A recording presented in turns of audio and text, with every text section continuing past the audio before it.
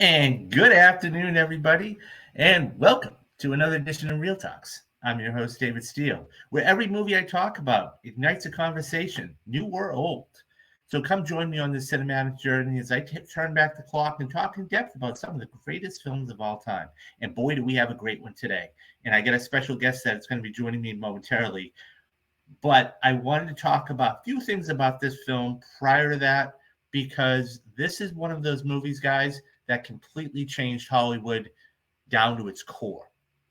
So, as always, I'm going to give you guys a little bit of an introduction, okay, about what this movie is and where this movie really stands in the test of time.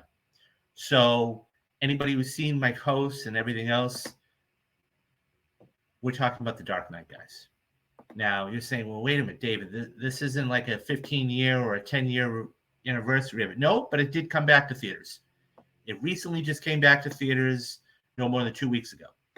And so I had never gotten a chance to see The Dark Knight. And so that being said, I really, really wanted to go see The Dark Knight in theaters to get that same experience. And I just did it with Spider-Man the other day, and I'm going to do a Spider-Man stream tomorrow. So guys, stay tuned for that. So a couple of minor things about this. So of course this came out in 2008, and that came out, the same year as another momentous superhero film. That's Iron Man. And guys, if you want to go check that out, I'll leave a little link in the description. Go check out Marvel March. I did all the big Marvel films for that. So go check that out. So talking about this film, and we always talk about, the here and now and then how it's going to be remembered. So we're 16 years from this film. And the great thing about this is that this is still, I think it's a perfect movie. And my guest also does as well. However, when you look at the numbers and how this really did, so this was a film that made $158 million opening weekend, guys. That's incredible. Yes, and we were in a different climate back then and everything else. I understand that. But that's still an incredible number. That would actually go on to rank 22nd all time. Okay. And it would eventually go on to make a little more than $533 million here in the States, and just a shade over 465 overseas. So it just made a touch over $1 billion. So before we go any further, those are the quick numbers. And I'm gonna bring my guest in here, and he is the foremost. When we talk about The Dark Knight, guys, anybody who doesn't follow him, and I'm gonna have him give you the socials here in a moment and everything else. Anybody who doesn't follow him, first of all, follow him. But when I say the perennial expert about The Dark Knight and Batman, there's no better person on the planet. And if you can find him, tell me. So I'm gonna bring in here Mr. Phil Walsh. And how we doing, Mr. Walsh? How we doing, Phil? Well, David, thank you for having me back on, and certainly excited to talk about a film that, to borrow a phrase from the movie, changed things forever. Yes, it really did. This movie was, I put it in my perfect movie series, and guys, I'll leave a link up there for you guys, and you can check that out in the perfect movie series. So many, we don't even know where to start. Just the way this film opens. So, I mean, we have introductions and everything else, and then we have introductions. And the way this movie opens, it's honestly like none I've ever seen before. Mhm. But before I do that, in case anybody who hasn't seen The Dark Knight and has been living under a rock for the past 16 years, let's dive into who was actually in this. So, anyways, this was a sequel, guys, of course, from the Batman Begins. So, we've got Christian Bale in the middle. We've got Michael Caine, who I thought did a fantastic job as Alfred, as a supporting actor. Megan Gyllenhaal plays Rachel. So there was a little bit of a change there from actresses, but still, I thought she was very good. The most recent Academy Award-winning Best Director, Christopher Nolan, which was well-deserving for Oppenheimer. And then, of course, you have Morgan Freeman, who played Lucius on the end. And there's one person, we're going to get to him in a couple of minutes, and it's a sad story, but it's still one of the greatest. When we talk about roles that people are remembered by, this is going to be the role he's remembered by. And I'm talking about Heath Ledger. But let's move forward. And when I talk about the openings, so we have openings of films and openings of films. First of all, before we even get into it, what were your overall thoughts what was the first time you saw The Dark Knight, and why did this have so much profound effect on you? Well, first off, David, I just wanted to clarify. You said this was your first time seeing it a couple weeks ago in theaters for the first time. Did I hear you? Okay, all right. So, how was Correct. that? No, I had seen the film. I had seen the Oh, film many times right. previous, but I had never seen it in theaters. Okay. That's what I thought. First off, if there's ever a movie that was designed for the theatrical experience, it really is The Dark Knight because, I mean, just from an immersive viewing, uh, experience, shall we say, the shots are incredible, the action is incredible, but more importantly, there's a lot of great crowd pleasing moments in the film. I mean, certainly the scene like the truck flip near the end of the second act. That right there is every time I've seen it, and I've now seen it 11 times in theaters, it still manages to elicit an applause and response from the audience, and that's damn powerful. 16 years later, to still have people being in awe and applauding when that moment happens. So, yeah, that just as an aside there, but no, I mean, I saw this film opening day back in 2008, and it was one of those films where you knew you were in for something special right from that opening. I mean, the first 5 minutes of the film, and that's amazing that in 5 minutes they were able to convey such an incredible sense of the film's tone, direction, and of course the introduction of the great Heath Ledger as the Joker. Right off the bat, no pun intended. We knew we were in for a thrill ride, and we were in for a film that was going to certainly deliver on many of the tropes of the comic book genre, but in my humble opinion, I think there is some validity to this thought.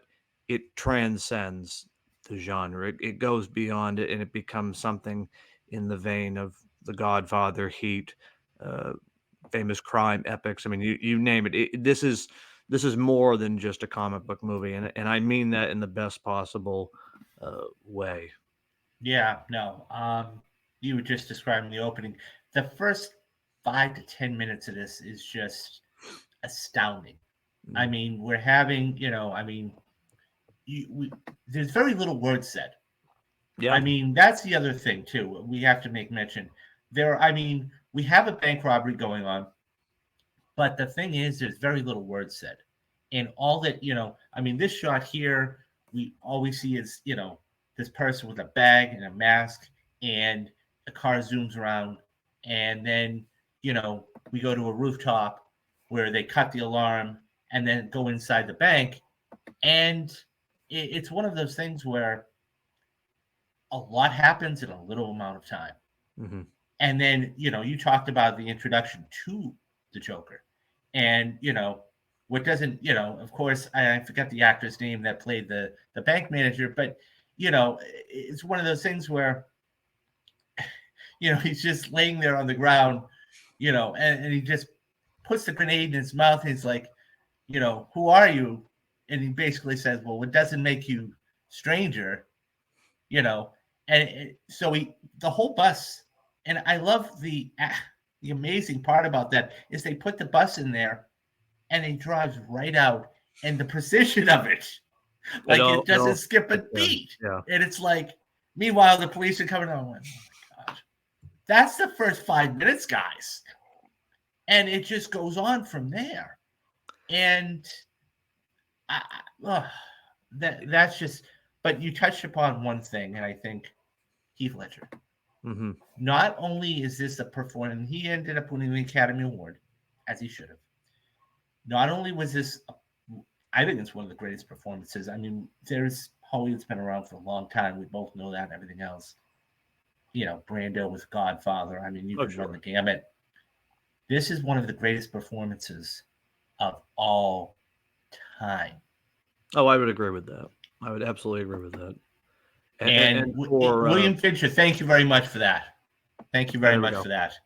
But Um, this is one of the greatest, unbelievable. it Um, is, and it's not like he's in the film that much. I mean, it's about 30 odd minutes of screen time. And again, I'm not trying to you know pit other performances against each other, but like you think of like Jack Nicholson in the first Batman movie, he's in that movie much more than the Joker and than the Joker in the Dark Knight, and there's almost that overexposure angle where Heath Ledger is in the movie just the right amount of time, but even when he's not on screen, it's sort of you feel his presence throughout, I guess is what I would say. mhm, absolutely. And this was the first time that, if I remember correctly, I mean, we had Nicholson play the Joker before, but this was one of the first times we had ever seen a dark, gritty, grounded Joker. I I mean, mean, I can remember the controversy when his casting was announced, and everybody was said, "Oh, he can't play the Joker. Oh, there's nothing in his background to suggest he could be up to the task." Or I remember even when the first photos were released, people were losing their minds in a negative way because he wasn't going the traditional comic book route of having the bleached skin. And again, I mean, I always sort of have to like step back when purists and whatnot try to interject with these comic book adaptations because that's just it. They're adaptations. They're meant to draw from the material, but put their own unique spin. And I mean, certainly once that teaser and ultimately the first trailer dropped, I mean, anybody who had a quote unquote complaint or critique just based on a feeling, they were silenced very quickly. And certainly after the film came out, the naysayers were never heard from again, or people had a sudden conversion that they were on the bandwagon from the very beginning. well, isn't that's usually how it happens, though, isn't it, Phil? Yeah. Like you always hear about this person playing this role or this playing. I try to stay away from that person playing that role because first of all, it's all a matter of adaptation. How are they going to play it? And then second of all, if they play the role well, then you're like, oh wow, they Mhm. knocked it out of the park. Bingo. Yeah. And I think that when you had somebody like this and just the gravitas that he brought to it, it was one of those things where there was not a moment in the film when, either when he's talking about his scars Mm. to the different individuals or, at the end when, the fight after he's hanging upside down or, the hit me scene. And that's one Mhm. of the great, just anything. And even when he gets captured, he's like, oh, give me 5 more minutes, No. I mean, he's able to change the pace of it like that. And it's just unbelievable. Um, you know, this is one of the, talking about just scary moments. Like this is, of course, for anybody who hasn't seen the film, this is, the scene where is burning all the money, Yeah. and he's like, he doesn't care about the money. He's like, this is, what these things have? They're cheap, Right. and I'm just burning my half. And it's like the Bob's just like, what? He's like, all you care about is money. I'm gonna send him. It's not about money. It's about Sending a sending a message. message. Yep. And it's like, whoa, okay. No, it's I And mean, there's so many just I mean, you could literally do an entire show just on each individual scene that he has because they're all iconic at this point. I mean, it's sort of almost become a cliche or a meme, if you will. Like every line of dialogue can be quoted at this point. But I mean, when you really step back and again watch the film in its entirety, you're just mesmerized by what you're seeing on the screen, and it still gets me every time during that scene where he's dressed in the honor guard uniform without his makeup, and so you're right. seeing Ledger's face, but it, all these times since I've seen it many many times, and it still gets me because even though he's without the Joker makeup, you do not see Heath Ledger. That is still the Joker, and that's a testament to him that he was literally able to embody this character and become this character, and convince us, the audience, that that's the Joker, even when he's in his regular makeup, and you would expect to say, well, really, that's just Heath Ledger. No, it's like that's a Joker right there. Yeah, and how he's able to just change and not think any. You know, when the mobster basically says, I want the clown dead, 500 for alive, 1 million for dead, 500 alive, and then he goes and he breaks the pool stick. He's like, we're having tryouts. Oh yeah, by the way, there's only one. I mean, Yeah. just you're right. Every single scene he is in, he steals the screen. It's Oh just yeah. amazing. And we're not even talking. I mean, everybody remembers Ledger and the Joker and in the performance he gives, as they should. Mhm. But he's just a proxy.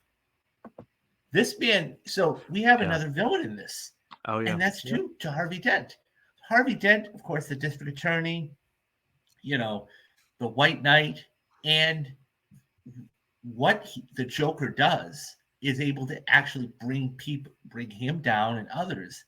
And we get to see the turn, essentially. And I loved the fact that, Dent says to Gordon, well, what was the name you had me? This is when he's Yeah. in the Yeah. hospital. Yep. So the first shot, of course, he gets kidnapped. He's like, I was here. I didn't, well, what time is it? Well, depending on the time, you could be in one place or several. Right. And so then, we see him we see Rachel and Harvey in the warehouse. And then, how so of course they're able to, that was the whole thing. If you wanted to, you have all this strength when he's beating up the Joker. Okay. You have all this strength and you can't do anything with it. And, Gordon's like, well, he's in control. And he's like, well, if you want to save them, Yeah.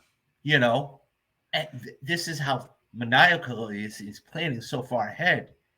And, one of them goes after Rachel and the other goes after Harvey. And of course, it's like, we see what the end result is. I still think that this could have been up for best makeup. Every time I see the film, but just how the reveal of it. What was the name that you had me in the MCU? Yeah. Say No, it. it's Say incredible. Yeah. No, it's incredible. I mean, even again, 16 years later, and what little touch-ups there are of CGI, it still, frankly, is better than a lot of stuff you see in a lot of newer movies today. And I mean, I think that's a testament to both the fact that there's a mixture of both digital and practical effects, but also Nolan does such a good job at getting you to buy into this world that it looks real. It looks effective, and 16 years later, and that's, I mean, it's a testament to Nolan. It's a testament to Aaron Eckhart and the believability of his performance. I mean, you really touched on it. I mean, he's almost the unsung performance of the movie, because I, I would almost would say that you probably are never going to get a better Harvey Dent performance, in my opinion. It's that good, and yes, it's not a long drawn out affair. We're not getting multiple movies of Harvey Dent as Two-Face, but what we get there in a condensed form, I think, frankly, is really chilling, and it fits so well with the flow of the movie that you have to have the entire story. You could not have effectively told this story if the film ended with the capture of the Joker, the corruption of Harvey Dent, but not his ultimate downfall. You had to have all of that in place to tie this film together in such a beautiful way. And without question, Eckhart enhances it, because there's a lot in the nuances, because again, we don't get a lot of moments with him sort of in private or whatnot. A lot of his stuff happens in big crowd scenes or dialogue exchanges with Batman or Gordon or even the Joker. But a lot of it's in this in the subtlety, and even just in wardrobe decisions, like with his tie, and of course it's split, reference the split personality.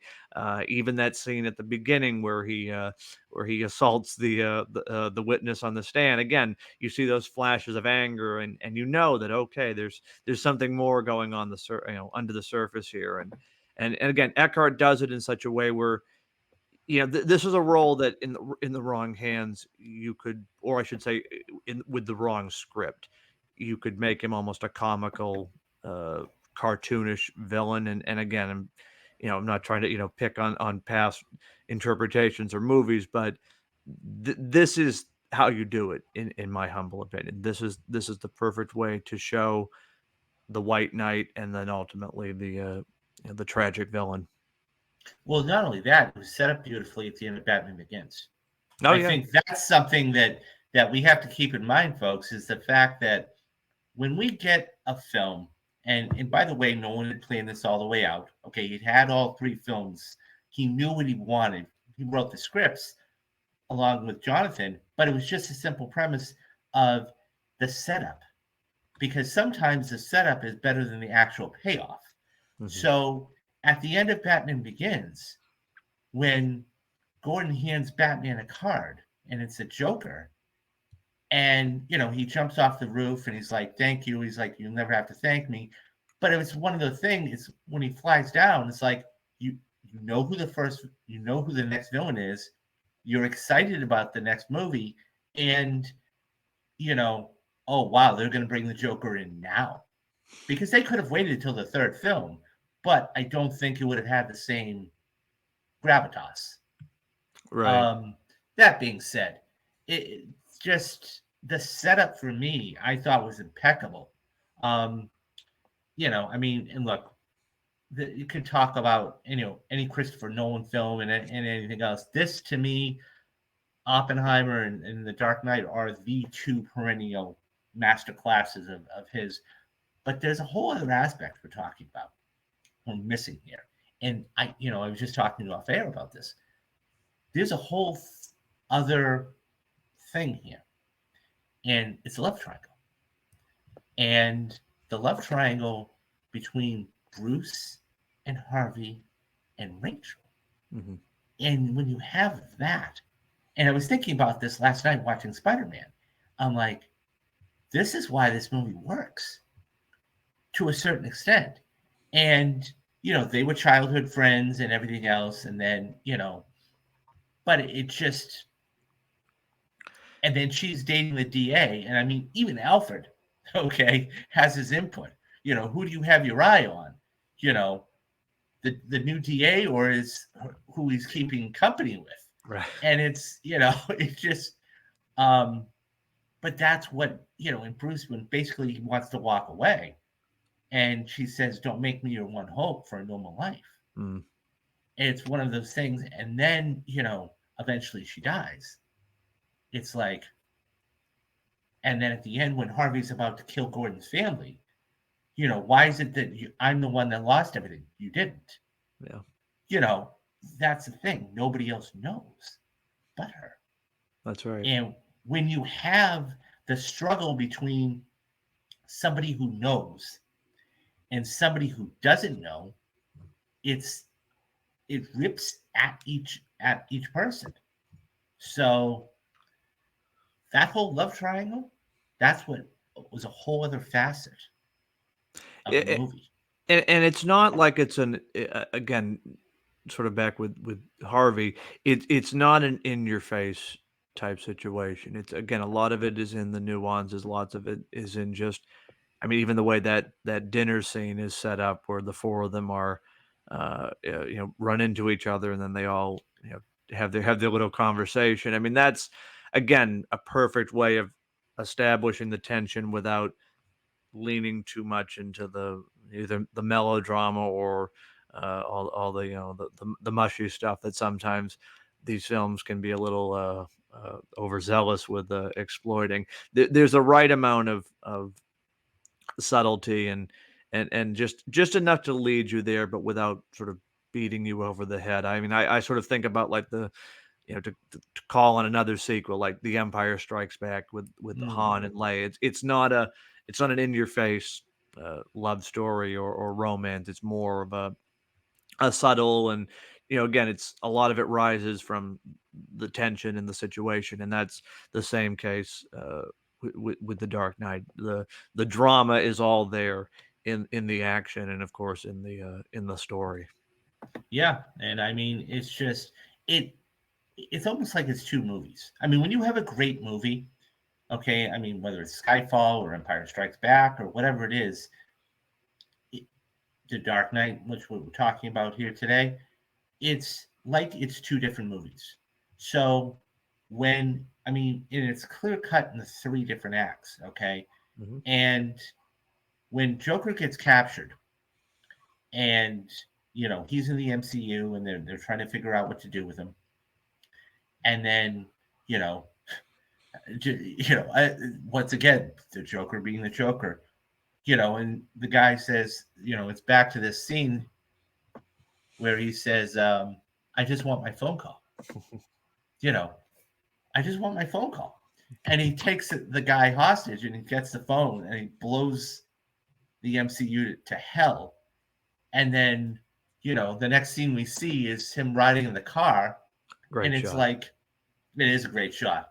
And it's just one of those things where it's like two different movies because once he's captured, then you have to go get him back all over again. It's like Yeah. Silver and Skyfall. Once he gets captured, and that's the great thing. And it's a whole other. It's like a whole other movie. Yeah, and yet it's a testament to the script because I mean it's a long movie by a lot of superhero standards. I mean it's 2 hours and 30 something minutes, almost 2:45 when you're done with it, but yet it never drags, and I think that is No, a the pacing is testament. No, fantastic. there is not an ounce of fat on this movie.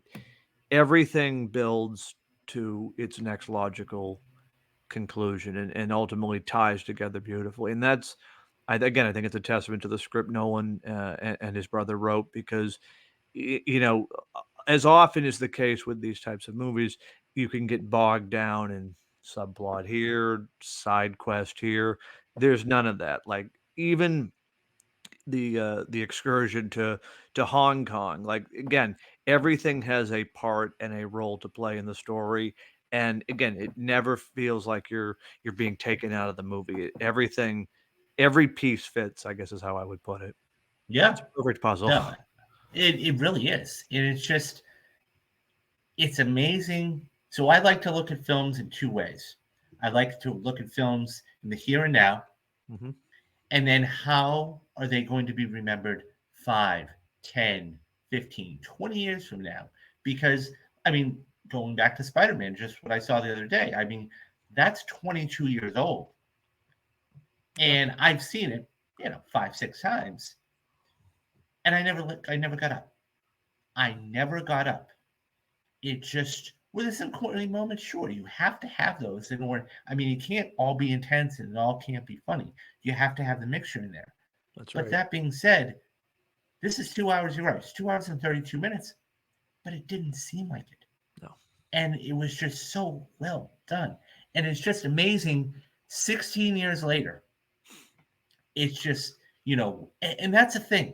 You brought up a great point earlier set pieces, Hmm. whether it's the truck flipping, which, by the way, guys, the planning going behind that. So when they Practical did effect. that for the Dark Knight, and that was all practical. Yeah. When they did that for the Dark Knight, okay, they wanted to get it a little bit bigger for the Dark Knight Rises. So what did they do? They took a plane. Like, come on, what? And So all you for can't real. I see, mean, again, you know, little CGI here and there, but I mean that's like 99% is for real. right. And that's the thing. But whether it's the truck flipping or whether it's the hospital blowing up, Yep. Again, okay, for or real. whatever. Yeah, for real. And by the way, you only get one shot at that. Yeah. You screwed up, you're done. Okay, that's another $30 million having to rebuild things. No, you get one shot, and that's why Nolan is so good. That all being said, he was able to put the set pieces in there at the right times, Mm. and every single one of the set pieces you had were almost the end of the act. I mean, you had the warehouse blowing up. Okay, Yep. that's a huge thing in itself. Then you have the hospital blowing up. It's just, and we're only talking about one or two things. You've got Alfred played by incredible Michael Caine.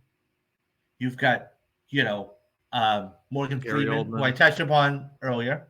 You know, it's just Aaron Eckhart. I mean, this is a stacked cast from head to toe. Oh, it's an incredible ensemble. Absolutely And incredible.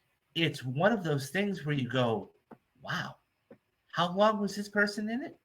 Because it Yeah. didn't seem like it at all.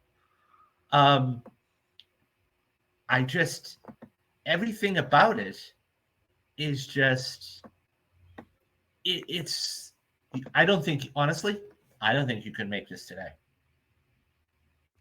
I mean, you might be able to, but It's funny because it'd be very hard. yeah, the problem is there have been so many Dark Knight imitators that have come out in the last 16 years. I mean, you talk about a legacy of this film. It inspired films like Skyfall, Captain America and the Winter Soldier. I mean, frankly, you would not have Joker, you would not have the Batman without the success of this film. It changed the way people look at comic book movies. It's like I said at the beginning, it transcends the genre in the best possible way. And and in many ways, it's a lightning in the bottle kind of movie that you had the right cast, perfect director, writer, perfect villain, the ultimate villain. Hard to replicate that again. I mean, I mentioned the Batman because that is certainly a film that draws a lot of comparisons to this one just because of the tone and the aesthetic. And I certainly love the Batman, but even that, for all of its strengths, it just doesn't hold a candle to this film. And I think a lot of ways it's because this was the first, and so everything that does follow, afterwards is sort of going to be, held up to comparison. Often replicated, never duplicated. That's right. That's right. That's a good way to put it. And I mean, I don't get me wrong, I've seen the Batman 2, 3 times, and I think it's a great movie. I do, because it was a different iteration of Batman. It was Right. the year 1 or year 2 Batman we had never seen before. All the other Batmans, they've been grizzled, they've been, doing it for a while. They had, all of these things, and we'd never seen a Batman who was still learning. Right. The one thing that Matt Reeves did so well in that film was he took different iterations. He took little pieces of the different iterations of the other Batman. For Mhm. example, going back to the Riddler scene, when the first time I saw that, I said, that's straight out of the Dark Knight. Right? Straight out of the Dark Knight. Then you have, of course, you had the vehicle that Bruce is driving up in, at the funeral, 1969 Batman. you know then you have the statue back there, and it's like, so okay, he took little pieces of all of them and then was able to put them in there as Easter eggs and everything else, and it worked. Mhm. But this is just the pace. I mean, we're talking about the pacing is so good, the character development is so good, and that's the other thing too. Like, we didn't need a back, and the fact that he gives the Joker, whether he's talking with Rachel in one scene or the old man or whatever else, he gives a backstory. So it's not like we don't know where he came from. Or, the gangster, he's like, one night my father went off crazier than normal. Mhm. So he gives a little bit of he gives little pieces of himself to each and every one of the characters. And Right. that's fantastic.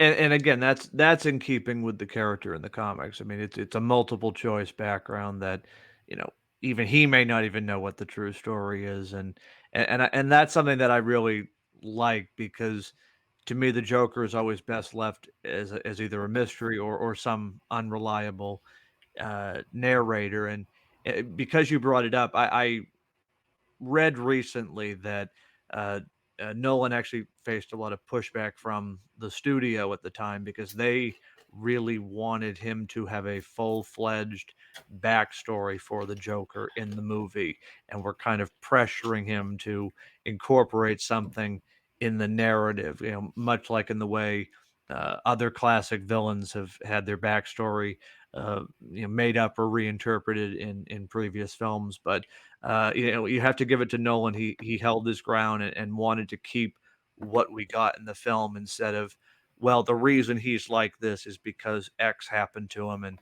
either intercut it with a flashback or something like that. And I mean, that's again a classic case of, you know, studios, you know, God love them, but they are not creatives, and you know, probably should should stay out of the you know the actual movie making business and leave that to the professionals. But I was just sort of amused that they were so hell bent on, oh, he's got to have some rationale or a backstory. And I mean, I think even Nolan or his brother Jonathan have compared him to the shark in Jaws. And I mean, what a perfect representation of the character. He just appears on the scene, and he's just a force of chaos and terror that just Well, strikes then that's even fear what in he the heart of says to. Gotham. That's even what he says to Harvey. He's like, everybody has a plan. They're schemers. You know, you were a schemer. You had plans, but those plans are gone. Right. You know what it is? I am? I'm an agent. I'm an agent of chaos. And, and you know the thing about chaos? It's fair. And the thing is that forget about the dialogue being so beautifully written. It's just a simple premise of the delivery of it and everything else. And honestly, sometimes, and this is truth be told, people don't care about backstories. I mean, they do to a certain extent, but it's like it's like the mysterious thing of Han Solo. How he got his name Han Solo. I don't care. I Right. want to know about the character. When we meet him in Star Wars, I don't care how he got his name Solo. I care Right. that he's a smuggler with Yeah. the ship and everything else. So when we see the Joker, I don't care that he has. It's cool that you get the pieces of the puzzle come together, but in the grand scheme, and that's where I thought the film Joker. I'm like, when I ever heard they were making that, I'm like, oh really? They're gonna go out and do this? I liked it.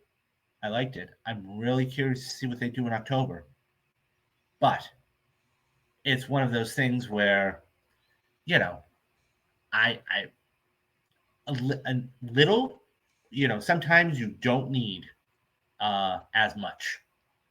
You could just leave it alone and let it develop. No, that's fair. I mean, I make no apologies. I'm a huge defender and lover of the Joker film. I would probably rank it as like a top 5 comic book film if I was being truly honest. It's it certainly is made possible because of this movie. Like without The Dark Knight, you don't get the keys to do a Joker movie. Absolutely. Um, but it's so different in a way that it kind of stands on its own. But it's yeah, again, it's like the Batman. I mean, this film knocked down the doors. This film crawled so films like Joker and the Batman could walk. I mean, I feel very strongly about that. Yep. I totally agree with you. And there's one whole other subsection we're not even talking about. So a lot of people, a lot of pundits, a lot of critics, a lot of people believed that back in 2008, and you got to remember, guys, this was when there was only five slots for Best Picture, Mm.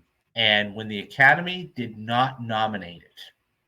I mean, we've seen snubs before, and we've heard about them the next day and everything else, and people were floored. Like, oh my God, you didn't nominate this for Best Picture?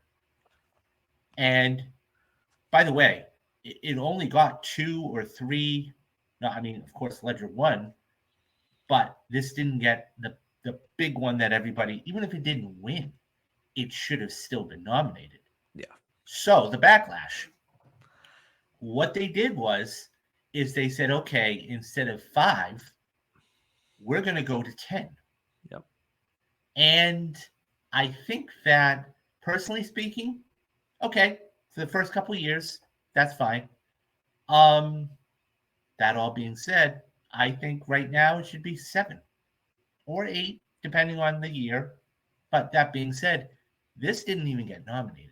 So it fundamentally changed Hollywood in the simple respect it went from one number to another number. I mean, I think even Steven Spielberg said within the last couple of years, it was an absolute travesty the film wasn't at least nominated. I mean, if that isn't a ringing endorsement, I don't know what is. I Yeah, mean, I that mean he's on Mount Rushmore, so yeah, exactly. So if you've got Spielberg saying it, then yeah. clearly there's something. If you delve too far into origin to backstory, it does take away from the mystique of the character. I agree. I mean, just a little bit is good, but you don't need to do that too much. And that's what they did. I mean, even with Dent, they really didn't. You didn't need to know what he did. You just need to know he was a DA at this point. Um, Yeah, no, it's a wonderful morality it really play. I mean, is. that's really what And this film is. to your point, the whole third act. And a lot of people will say, oh, the film falls down in the third act. And I'm talking, of course, about the ferry sequence. And it's one of those things where You need it. first of all, you need it. But second of all, this is the ultimate test. This is the ultimate, and he even called it the ultimate social experiment. I left the detonator of each one of your boats down there. We're going to see if one of them blows them up or not. And we see the discussion. Meanwhile, Lucius is helping Batman find the Joker. Yep. Gordon's finding out his family's being kidnapped. You have that whole sequence of where Batman's taking out the SWAT cars. Right. I mean, another set piece that's incredible. And it's like, but that whole ferry sequence is very well done. And it Well, leaves it and like I said, on the end. Go ahead. you need it because it sort of puts Batman's thesis to the test, and it's sort of a false victory because he thinks with obviously the Joker's capture and then the citizens choosing to err on the side of good.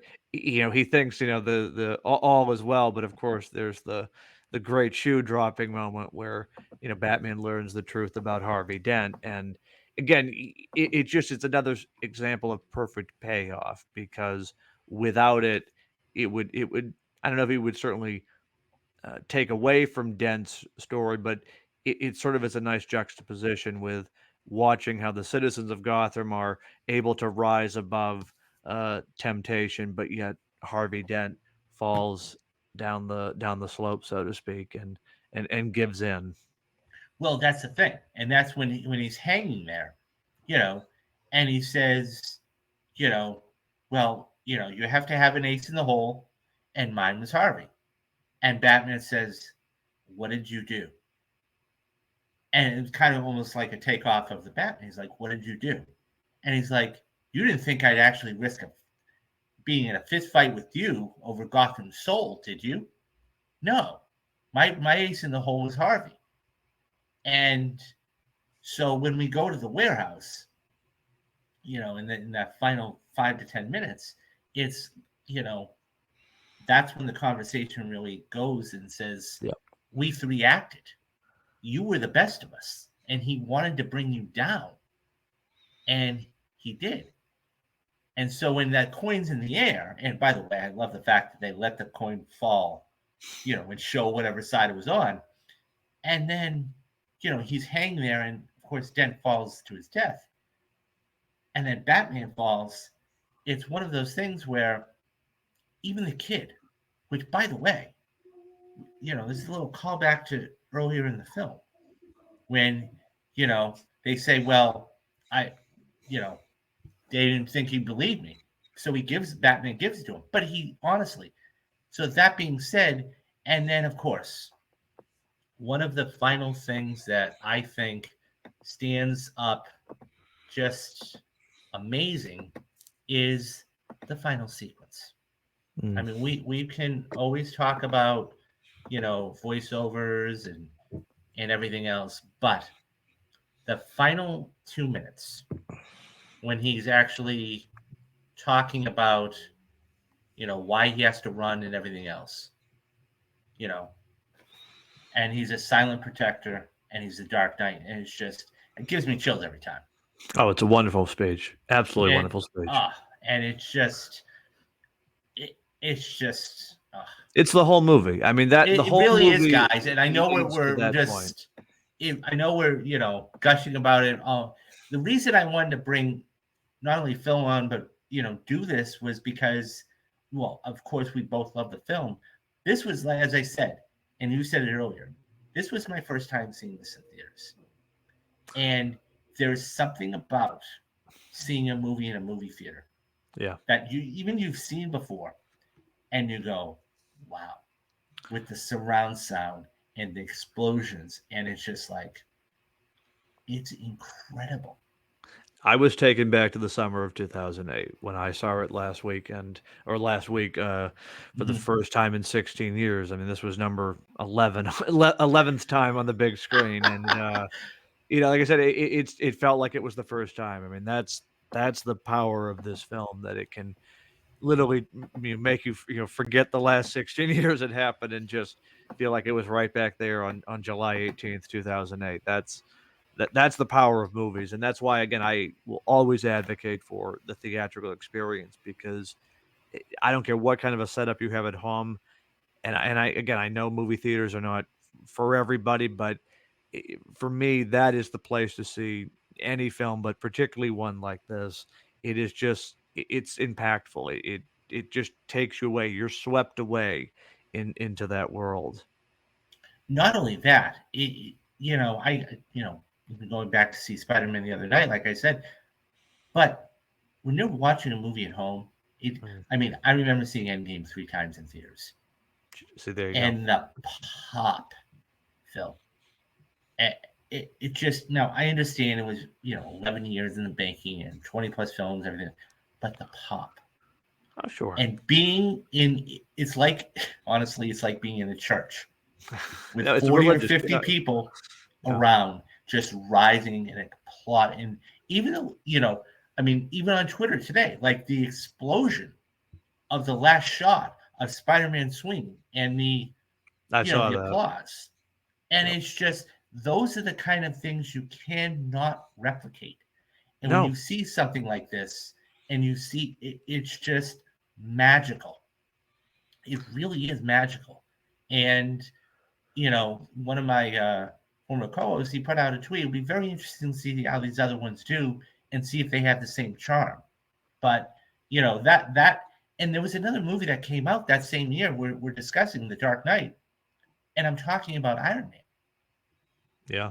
People forget about that. Yep, that's right. That was another. This made $1 billion. Okay, yep. Iron Man made about 560 or 600 million dollars the same year. Yep. So you had two monster comic book movies, but this is just. Let me ask you this. Yeah. Like, so if you see this on TV, because The Dark Knight, for me, there are a few movies on television. The Dark Knight, The Social Network, Silence of the Lambs, Heat, whatever. If you see this on TV, are you going to stop and watch? Or yes. No, I mean, it's one of those movies. Unless it's unedited. Yeah, I mean, I will do my if I see it, I will stop it. Though I will say, I am a bit of a stickler where, I really like to watch the movie in its entire form without interruption of commercials. But I can't deny that there have been a few times over the years where, you'll just be flipping through the channels and then all of a sudden, it's the Joker in the hospital scene, and it's like, Yeah, okay, well, yeah, I've got to stop what I'm doing, and I'll just watch this. I mean, yeah. it's that kind of a powerful movie, but I certainly prefer it to watch it from beginning to end. I mean, I'm a purist that way.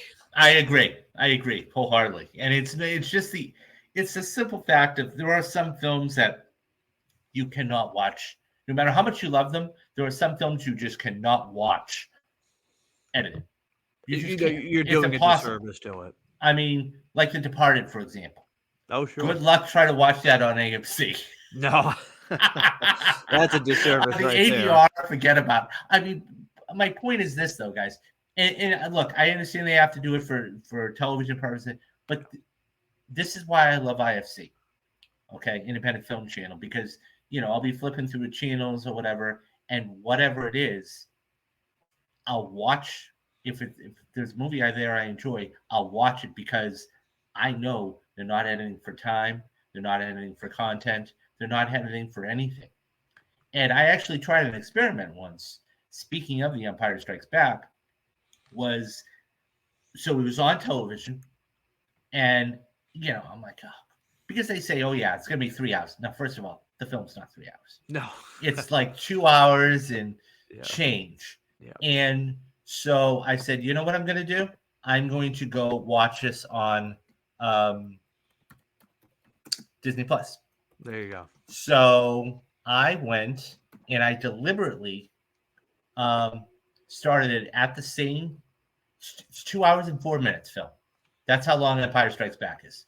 Now they had it clocked at 3 hours. Now I'm like, okay, so here's what I'm going to do. I actually stopped when it was on commercial. I got the exact scene it was at, and I went to go watch it on Disney Plus. No interruption. I watched the whole thing through. Do you know when I finished the movie? They were just at the carbonite scene. Yeah. Han was just going in the carbonite. Yep. I don't went, doubt it. Yep. Oh my God. Really? Edited for TV. It's Yeah. not for every film, I can tell you that. Yeah. Yeah. And it was just so. That all being said, The Dark Knight is a phenomenal film.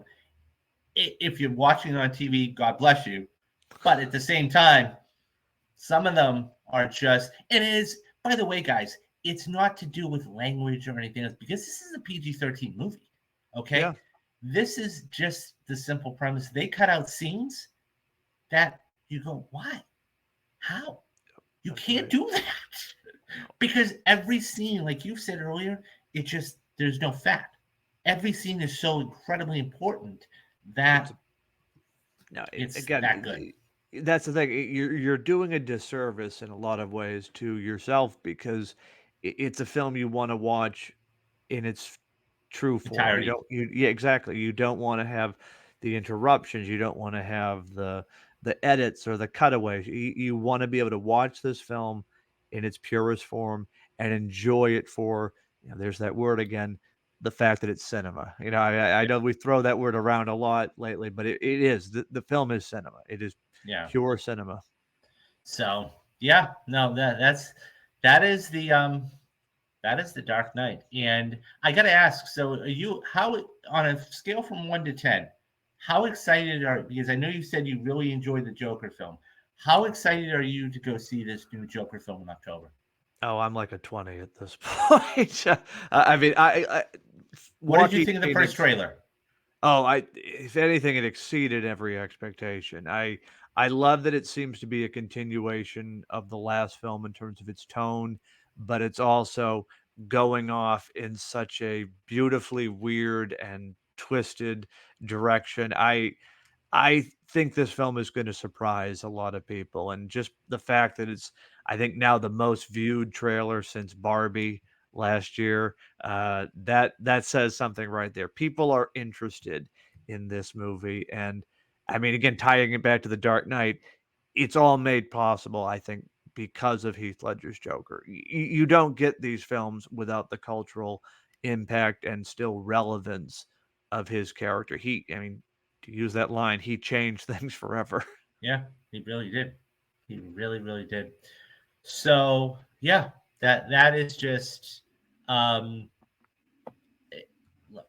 At the end of the day, guys, there are not enough superlatives in any book to talk about what kind of film this is. So I'm going to put you on the spot. If Yeah. you had to choose between Oppenheimer and The Dark Knight, because I flip flop all the time, It's which one funny. are you going with? I did this actually a few weeks back on my own show, and because those are a top two Nolan films for me, but it's still The Dark Knight. Mm, This is number one. I mean, I could certainly make the argument that Oppenheimer is probably Nolan's best film in terms of just everything he had done up until that point sort of led to Oppenheimer. But when I'm asking, what's my favorite, it's The Dark Knight. I mean, it's still my favorite film 16 years later, and I yeah, I don't see that changing anytime soon. I mean, never say never, but I there's a reason why I'm still enthralled by it 16 years later. I mean, it's everything I want from a comic book film, but as I said at the start, it transcends the genre. It's more than a comic book movie. It's an yeah. I mean, action film. It's it's a a drama. cultural It's film. it's no, it is. I mean, that's why we're talking about it. People Hmm. still get excited and passionate about it whenever there's a re-release or whenever there's a little bit of information or behind the scenes photos. I mean, again, to quote the Joker, people lose their minds Yeah, it just in the best and way, of course. yeah, and it's guys, it's just an amazing. Look, I think it's a perfect movie. I think thinks it's a perfect movie, and it's just this is one No of notes. No notes. yeah, yeah. I mean, this is just one of those films that is just incredible all the way around. And yeah, there's not much else to say. I mean, this is going to go on. It'll be interesting to see what happens in like another 5 or 10 years to see how this, when we talk about this and this gets re-released, maybe in a whole new generation of people seeing a new Batman, right? And seeing the, you know, how did this stand up even that much more? And we're 16 years in, so, anyways, No, but there's a yeah, reason why every time they release a new either Batman movie or even comic book movie, there's always the tagline, "It's the best since The Dark Knight." Now, yes, I have yet to see one reach that level, but I mean, again, it shows that it's still in the public's mind and in critics and movie industry. Like, oh, let's compare it to The Dark Knight. That will get butts in the seats. And yeah, again, yeah. I've yet to see that happen, and not saying it won't, but it's It's going to gonna be take a a tall while. task. It's going to take the right script, the right everything, because it's not Yeah. something you can just sort of whip out in a day. No, no, no, definitely not. And by the way, guys, he even did another one in The Dark Knight Rises. But so, what's Phil's thoughts on Barry Keoghan's Joker from the Batman? So, what he's referring to, guys, is the deleted scene. So that came out after the film that Matt Reeves said couldn't really get put in there. And what did you think about it when you first saw it? Well, obviously, I'm always excited for anything Joker related. He's my favorite Batman villain, if you couldn't guess by the Yeah, stuff behind me. Um, it's one of those situations. I like the deleted scene. I I really do need to see more because it almost feels like a tease in a lot of ways. I know Barry is a great actor, so if someone's going to bring a new interpretation of the character, I think he will. And I liked his chemistry with Pattinson in that scene, but it's one of those things I need to see more before I can make a final um, Judgment. yeah, exactly. I can't even, rank him in like a list of jokers because, we just haven't seen The enough. sample And size isn't enough, Phil. exactly. Even just from that 5-minute deleted scene, I mean, that's It you're just looked getting a small look. I mean, I like the sort of the interesting design. I mean, I expect it's going to be refinished and revised, assuming the characters in the second film, which I fully expect he will make an appearance. But yeah, again, the Joker's always going to get my get my interest in any Batman movie. So Yeah. I'm one of those people that says more Joker, please. So I mean, again, I know some people are like, "Oh, leave the character alone for a while." I'm like, no, you got to have the Joker. No. Look, the Joker is one of those iconic. When we talk about villains, about superheroes and villains, Yeah, like arch nemesis, we have Lex Luthor with Superman, okay, and the Joker with Batman. It's that simple, bingo, and bingo. that's another reason why Matt Reeves didn't want to go with the Joker and he went with the Riddler, because it's a different character. It's still a popular supervillain for everybody that knows it. But remember, guys, the last time we saw the Riddler on screen was Jim 95. Carrey. Yeah, Was Jim Carrey, and that was more of a that was more like comical the Adam West type show. of thing. So it was a complete departure from that. Oh yeah, Um, just a little bit. yeah, complete departures. So, but yeah, the Dark Knight is just one of those films that just Like I I said, call it a perfect notes, film. no notes. Yeah, no notes. Call it a perfect film. He does as well. You know, go check that out. Go see what not only this, but go check out a year ago. Okay, that what I did for it and everything else. So yeah, I want to thank Mr. By the way, before we go, tell everybody where they can find you, your podcast, all that good stuff. Well, so if you haven't had your fill of me here tonight, you can certainly, and I would encourage you to give a follow on all the social media handles, Phil W Movies or Phil at the Movies. I do a weekly show called Phil at the Movies. It's also on YouTube, so there is a video format with it now as well. And each week, I'm either talking with a guest about a film, reviewing a new movie, or as often is the case, finding a way to gush about either The Dark Knight or anything from Christopher Nolan. So if any of that is up your alley, certainly I would encourage you to give it a like and a follow. And as always, as I say, it's for the love of movies. No, absolutely. And and I'm going to get to something here in a minute. And it's just everybody loves movies. Bingo. Everybody.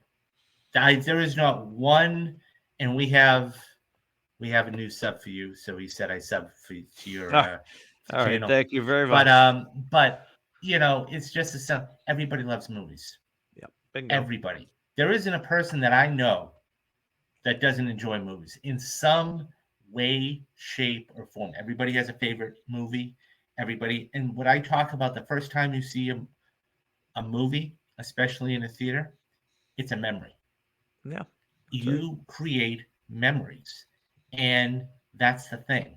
And when we talk about movies and we talk about cinema and we talk about great movies and everything else, these are the kind of movies that first of all, we wish we could make, but more importantly, that when they're done well, it's just they will be remembered for all time.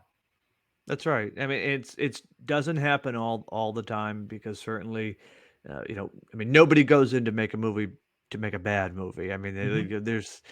there's passion in even the worst projects, but it's hard to make a film that certainly transcends either genres or becomes a cultural touchstone. I mean, that doesn't always happen, and again, I think it requires the right amount of ingredients, and sometimes it is just plain luck. And I think luck was on certainly the Dark Knight side back in 2008. And again, there's a reason why we're talking about today. It connected, and sometimes you just can't explain it outside of it's just a damn good movie. Yeah, it really is. It really, really is. So I want to thank you for coming on once Thank you, again. This David. is, Pleasure. I had a blast talking with you, and so go check him out in all of his, in all his ventures. And so speaking of, talking about things, um, well, first of all, I'd like to say Thank you very much. And it's been a pleasure having you on the show. And we're definitely Likewise. going to talk later. Absolutely. Have a good one. I'll get you on the show soon, David. Okay. Thank you. Have a good day. Well, Mr. Walsh. Thank you, David. Bye-bye. Bye-bye. So, guys, Mr. Phil Walsh, he's a top-notch class act guy. So there's something I really want to talk to you about. And I know, for everybody that's been sticking with me for the past hour, thank you. And that's memberships. And you say, oh, God, he's going to ask for money. Not exactly, not off the top. So here's the thing. I am trying to do this as a full-time career. Okay. I have a job. I'm trying to, get by just like everybody else. And I know I haven't been on as much as I really want to because of work. All that being said, what I am asking you guys to do is to become a channel member to the channel member. Okay. Now, here's the thing. I have made this as cheap as I possibly can for you guys. Okay. The first month is completely free. Completely free. Okay. And there's a reason why I did that. So I have 3 levels. Okay. I have $2.99, which, if you go to Starbucks, you buy a coffee, it's $3. Okay. I have one that's $6.99. That's intermediate. And then I have one that is $9.99 a month. Now, the way I'm going to look at it is, and I'm going to tell you guys is this. As I said, if you go to Starbucks, it's $3 for a cup of coffee for any flavored drink. $7 is almost a gallon of gas in Los Angeles. Okay. $9.99.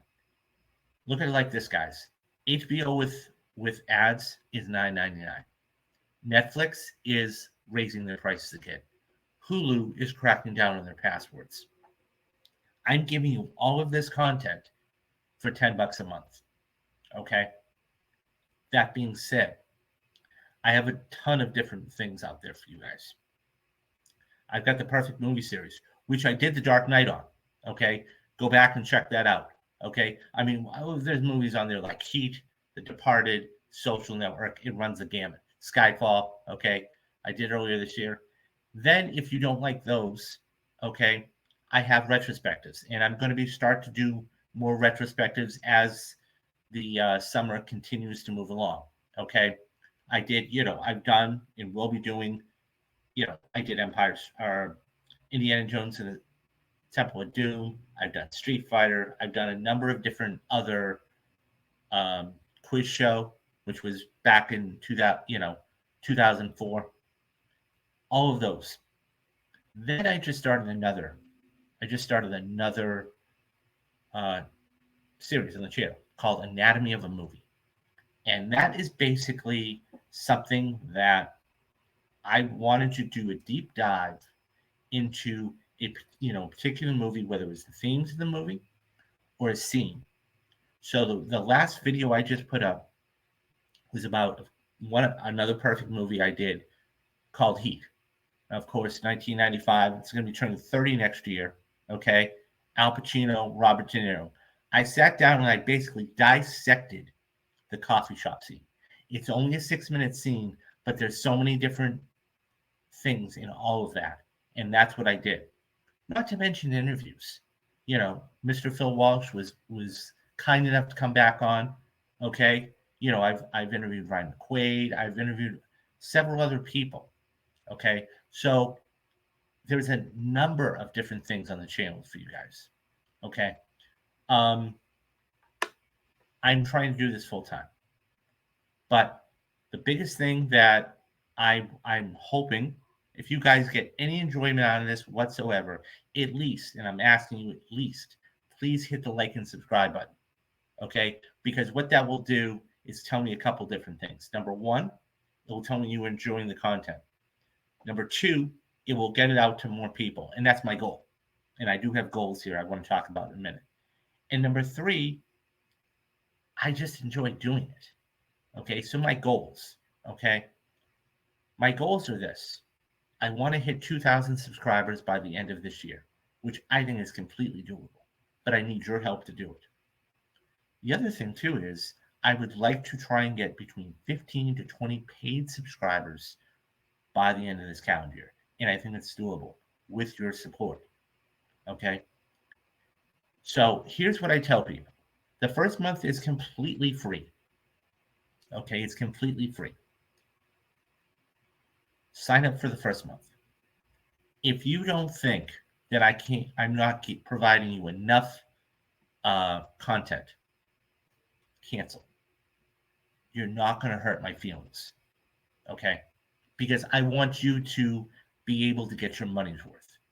Okay, I don't want you to feel like you're getting taken.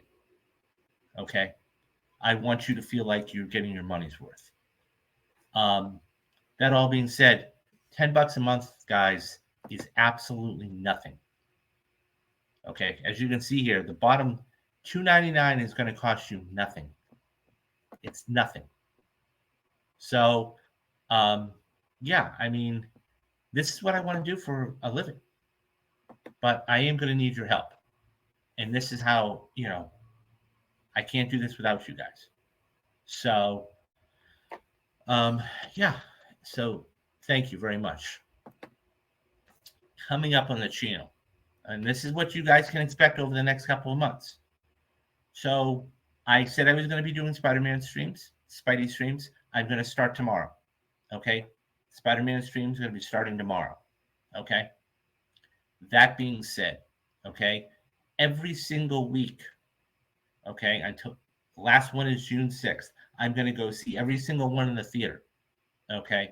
And then I'm going to come back and I'm going to do a stream about the movie. Now, I've seen them all before, but I haven't seen them all in theaters to where I remember it.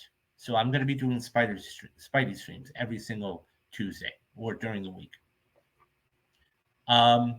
We've got Challengers. Okay, the News and Dave movie coming out at the end of this month. It releases the 26th. Okay, I'm going to be covering that. That's going to lead right into the summer. And I'm going to be doing a fall preview show. Okay, probably this week, maybe Thursday. So, and these are going to be all the films I'm going to go see and cover and give you guys spoiler cast for. By the way, guys, there's a ton of spoiler casts on there. Okay. So it starts with The Fall Guy on the 3rd. Okay. Then we go to Kingdom of the Planet of the Apes. Okay. I'm on the fence, but I might be covering the Bad Boys, the new Bad Boys movie. Of course, we've got Deadpool coming out, and there's a ton of other movies coming out. So you guys are going to be getting spoiler cast for all those, at least all those. And I know there's a ton I'm missing. So, yeah. And I would just say, look, stay with the channel. Hit that like and subscribe button. Have this thing grow, and tell your friends about us. Right? Tell all your friends about us. Because this is when we talk about movies, new or like I said at the beginning of the show, guys, new or old, okay? You want to reignite a conversation. That's a 16-year-old movie we were talking about. Okay? That's a 16-year-old movie in The Dark Knight. 16 years old. But it's still worth bearing and talking about. And I can bring on guests like Phil Walsh, okay, and others. So, and with your generous support, okay, I'm able to do this. So, yeah, and I have a blast doing this, guys. I absolutely have a blast doing this. I love bringing this, love watching this stuff, love preparing this stuff, love doing this for you guys. So, thank you for everybody that has stuck around for almost an hour and 15 minutes. You guys are warriors. And thank you again to Mr. Phil Walsh. He was an absolute saint. And I know he had a blast coming on and talking about this. So, anyways, as I close for the day, there are 3 things I tell everybody to do every time I am about ready to go. The first is be safe. The second is be careful.